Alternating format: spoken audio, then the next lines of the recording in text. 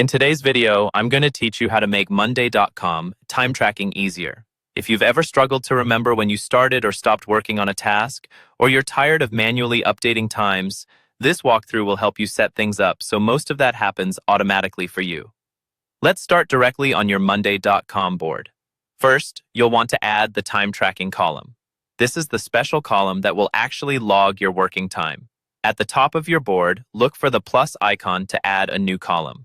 Click that plus sign, then in the column center, search for Time Tracking. When it appears, go ahead and add it to your board. You should now see a new time tracking column alongside your existing ones like Status, Owner, and Due Date. This is where Monday.com will store all the time you spend on each item. Next, we're going to set up automations so that time tracking starts and stops without you needing to click a timer every time. At the top right of your board, click the Automate button. This opens the Automation Center where you can use ready-made recipes that tell Monday.com what to do and when.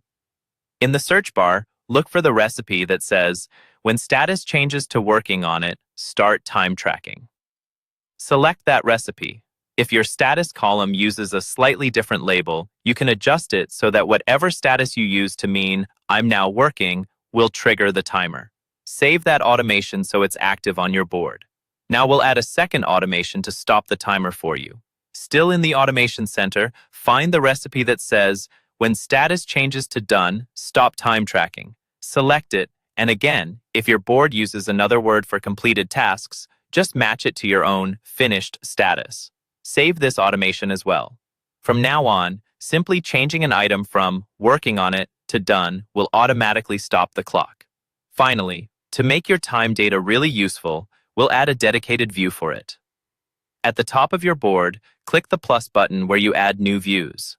From the list of available view types, choose Time Tracking. This creates a new tab that gives you a visual breakdown of the hours logged across your items and groups.